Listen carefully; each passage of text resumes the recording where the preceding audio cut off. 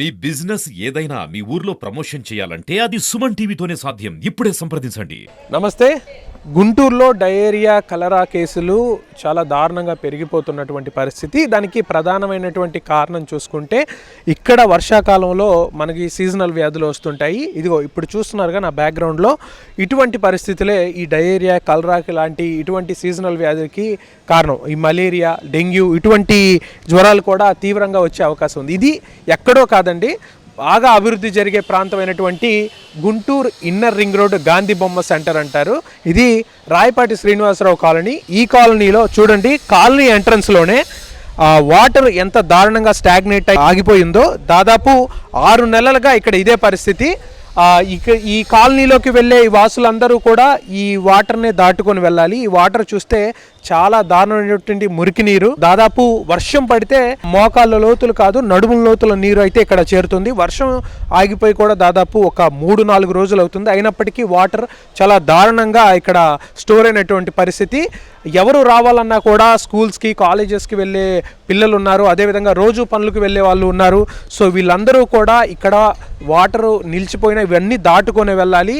దీని ద్వారా విషజ్వరాలు రావడం, మలేరియా, డెంగ్యూ, ఈ రీసెంట్గా కలరా, డయేరియా కేసులు కూడా మనం చూస్తున్నాం. ఇటువంటి పరిస్థితులు ఈ బాగా డెవలప్ అయినటువంటి ఈ ప్రాంతాల్లో ఉండడం నిజంగా దారుణమైన విషయం. సో మనం రీసెంట్గా చూసాం డయేరియా కేసులు, కలరా కేసులు కానీ దాదాపు 166 కేసులు మన గుంటూరులోనే నమోదయ్యాయి. ఇక కలరా కేసులు చూసుకుంటే దాదాపు ఒక 4 కేసులు అయితే తెనాలి, గుంటూరు ఈస్ట్ సైడ్ ఎక్కువగా ఇటువంటి కేసులు ఎక్కువగా చూస్తున్నాం. చాలామంది డయేరియా బారిన పడిన వాళ్ళు ఉన్నారు. వారికి జీజీహెచ్లో ప్రత్యేక వార్డ్స్ అయితే కేటాయించి చికిత్స అందిస్తున్నారు. ఈ డయేరియా, కలరా వ్యాధులు వ్యాపించిన తరువాత ఎటువంటి జాగ్రత్తలు తీసుకోవాలో తీసుకుంటున్నారు, కానీ అవి రాకముందే ఎటువంటి జాగ్రత్తలు తీసుకోవాలో అవి అధికారులు కాస్త నిర్లక్ష్యం చేసినట్టయితే ఇక్కడ మనకి క్లియర్గా కనిపిస్తుంది.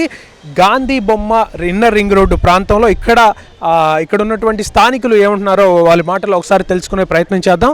అమ్మ, ఏంటి, ఎప్పటి నుంచి ఇటువంటి పరిస్థితులు ఉన్నాయి ఇక్కడ? చాలా సంవత్సరాల నుంచి అండి. మురుగు కాలువ అంతా బాగా మురుగుడు, అంటే వర్షాలు లేకపోయినా కూడా మురుగుడే. బాగా దోమలు రేత్రిపూట ఇళ్లలో ఉండలేవు. మా అబ్బాయికి అయితే 10 రోజులు బట్టి 20 నెలలు అవుతున్నాయి. ఎన్ని టాబ్లెట్ వేసినా తగ్గుతున్నాయి, కానీ మళ్ళీ తగ్గట్లేదు. బాగా ఇబ్బంది పడుతున్నామండి. చిన్నపిల్లల్ని వేసుకొని ఉండలేకపోతున్నాం మేము. అసలు మాకు ఏదో ఒక సహాయం దయచేయాలి గవర్నమెంట్ ద్వారా. మరి మాకు అదే. అమ్మ, కంప్లైంట్ చేశారు అధికారులకి, ఏమన్నారు? చేసామండి, చేసినా వాళ్ళు ఇంకా ఏం పట్టించుకోలేదు. మరి మేము ఇప్పుడు కాదు, ఈ మురికాలతో పిల్లలు బడికి పోవాలన్నా, ఇటు నడవాలన్నా ఏ రోగాలు వస్తాయో ఏమో భయం వేసి అటు ఆ రోడ్డు దూరమైనా అటు నుంచి తిరిగి వెళ్తున్నాం. మాకు ఇదే ఇబ్బంది. ఎంతమందికి చెప్పాము, ఇంతవరకు ఎవరు రాలే.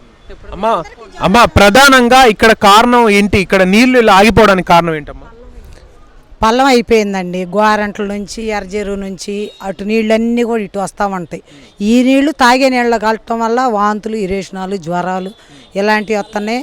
అపార్ట్మెంట్లో వాటర్ కూడా ఇటే వదిలేరు.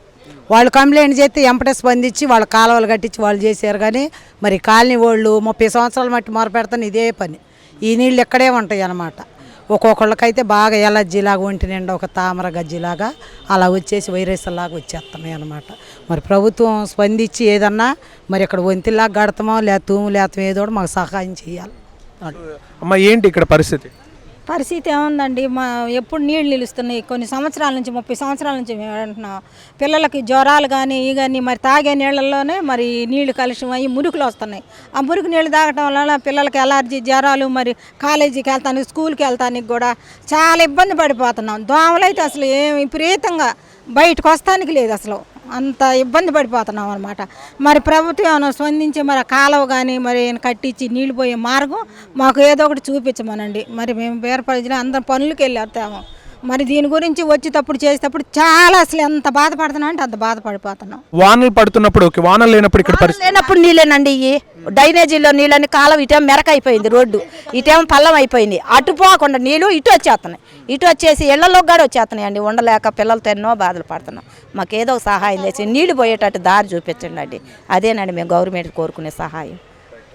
ఒకసారి మనం ఇక్కడ చూస్తే ఎంత దారుణమైన పరిస్థితుల్లో ఇప్పటి వరకు ఇవి వర్షం నీరు అనుకున్నాం, వర్షం కురవడం వల్ల ఎడతెరిపి లేకుండా ఈ మధ్య కాలంలో వర్షాలు కురిశాయి, ఆ వాటర్ అంతా ఇక్కడ స్టాగ్నేట్ అయింది, ఇక్కడ ఆగిపోయింది అనుకున్నాం. ఇవి వర్షం నీరు కాదండి, వర్షాకాలం కాకుండానే మిగతా సమయాల్లో కూడా ఇక్కడ వాడినటువంటి ఈ డ్రైనేజ్ వాటర్ అంతా ఇక్కడికి వచ్చి స్టోర్ అవుతుంది.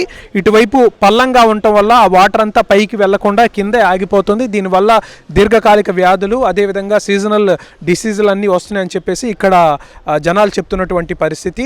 దీన్ని త్వరితగతిన అధికారులు పట్టించుకొని మా బాధలు చూడాలని చెప్పేసి ఇక్కడ స్థానికులు చెప్తున్నారు. దీర్ఘకాలికంగా వీరు దీని ద్వారా వ్యాధుల బారిన అయితే పడుతూ ఉన్నారు.